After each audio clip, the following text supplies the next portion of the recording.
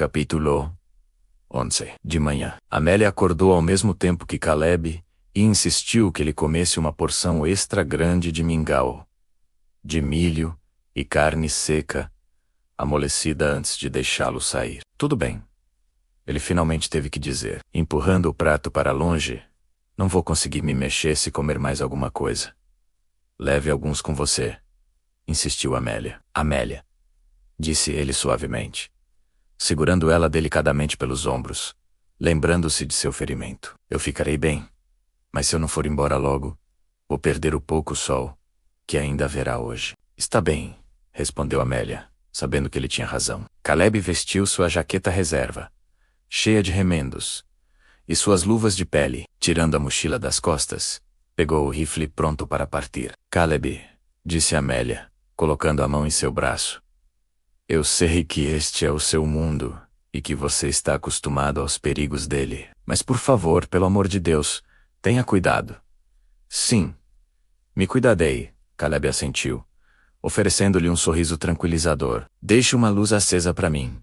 Dito isso, ele colocou o rifle no ombro e caminhou para o meio do mato. Amélia observou Caleb desaparecer na linha das árvores. Quando não conseguiu mais acompanhar seus passos, afastou-se da janela e olhou ao redor da cabana. Com um leve choque, percebeu que, desde que recuperou a consciência, não havia realmente olhado em volta dela. Era uma cabana decente, pequena, aconchegante e bem construída, mas definitivamente uma cabana de homem. Havia um pequeno fogão de ferro fundido em um canto, com o cano subindo e curvando-se de forma a acompanhar na linha do telhado, contornando duas paredes e saindo por um buraco no teto. Amélia levou um instante para entender o motivo daquilo, e a engenheira dentro dela finalmente percebeu que o fogão distribuía o calor ao redor do canto mais usado da cabana. Ao lado do fogão ficava a bacia para lavar louça, utensílios e pratos. Pelo que ela tinha visto Caleb fazer,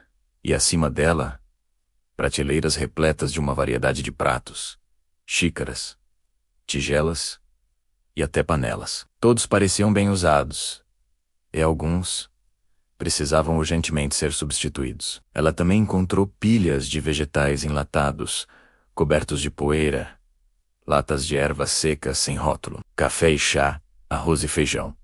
Tudo o que um homem sozinho na natureza selvagem precisaria. Amélia passou o dedo pela mesa ao lado da bacia, sentindo sua superfície. Parecia que Caleb a tinha feito à mão, alisada pelo uso constante. O tampo estava repleto de ferramentas de aparência estranha. Ela não fazia ideia para que servia, e vendo a ferrugem e as manchas escuras nelas, tinha quase certeza de que não queria saber. Incapaz de relaxar, ela decidiu lidar com a bagunça que cobria a mesa. Seu lado perfeccionista gritava ao ver as ferramentas enferrujando. Sabendo que os suprimentos de Caleb eram limitados, ela procurou por coisas simples que pudesse usar para fazer o trabalho. Remexendo na coleção de caixas e recipientes, sem etiqueta debaixo da mesa, ela encontrou exatamente o que procurava. Tirando duas tigelas pequenas, ela encheu uma com um pouco de vinagre e a outra com o que esperava ser bicarbonato de sódio. Em seguida,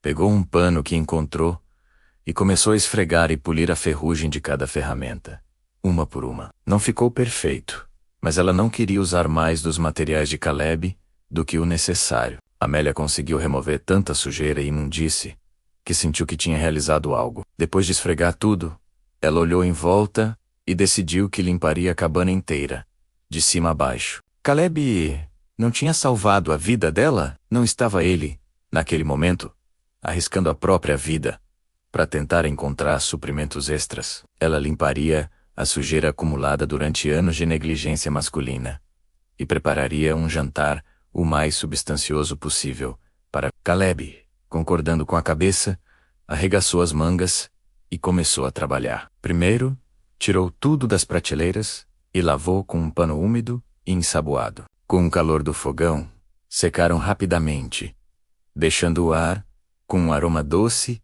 e pungente de madeira molhada e sabão de soda cáustica. Amélia reabasteceu as latas e recipientes, fazendo o possível para identificar e marcar os recipientes recém-limpos. No final, Tinha 8 latas que poderiam conter qualquer coisa, de vagem a pêssegos, mas no geral, estava satisfeita com o seu progresso. Encontrando uma lata com uma substância espessa e oleosa que parecia crisco, Amelia voltou-se para as ferramentas. Uma fina camada daquilo ajudaria a evitar que enferrujassem muito rapidamente, certificando-se de que estavam completamente secas. Ela aplicou pequenas quantidades em cada uma, satisfeita com o trabalho. Já fazia tanto tempo que ela não dedicava tempo a coisas simples, como limpar e organizar a cozinha. Balançando a cabeça, incrédula com a própria tolice, ela terminou de polir a última faca e a colocou cuidadosamente ao lado das outras. Ela deixou a mesa por último,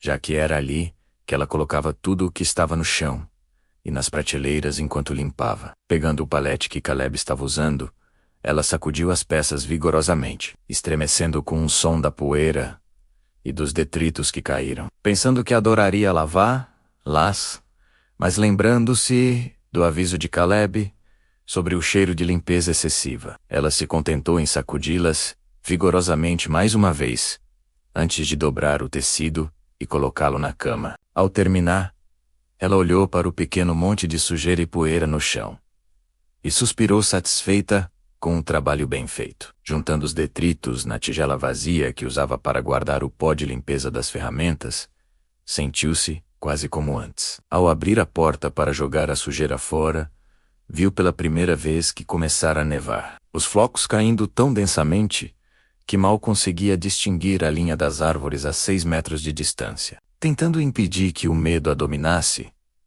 ela voltou para dentro, quebrando a cabeça para se lembrar de algo que pudesse fazer para ajudar. Ela recordou uma noite, durante seu 3º ano de faculdade, em que um tornado devastou a cidade, causando um apagão em seu dormitório. Sua colega de quarto, na época, havia colado uma lanterna na lateral de uma garrafa de leite velha e a enchido com água. O efeito produziu quase 3 vezes mais luz do que apenas a lanterna. Agradecendo de coração àquela amiga de longa data, ela se considerou muito sortuda por ter acabado de vasculhar quase toda a cabana e saber exatamente onde encontrar o que precisava. Amélia pegou um velho galão de plástico que Caleb usava para guardar neve derretida. Prendeu uma lanterna de cabeça para baixo nele com a luz invertida. Ligando-a, o galão inteiro brilhou, iluminando a cabana e seu coração. Levando o galão iluminado para fora, Amelia caminhou ao redor da cabana, encontrando um toco de árvore alto o suficiente para que ela alcançasse o telhado se ficasse na ponta dos pés. Delicadamente, ela equilibrou o galão no telhado da cabana. Descendo num pulo, ela se afastou e torceu para que a luz fosse suficiente para guiar Caleb para casa. Com um último olhar na direção em que Caleb tinha ido, ela voltou para o aconchego da cabana. Contornando a ponta da cama, Amélia tropeçou com a ponta da bota em um baú que estava escondido sob uma pilha de peles.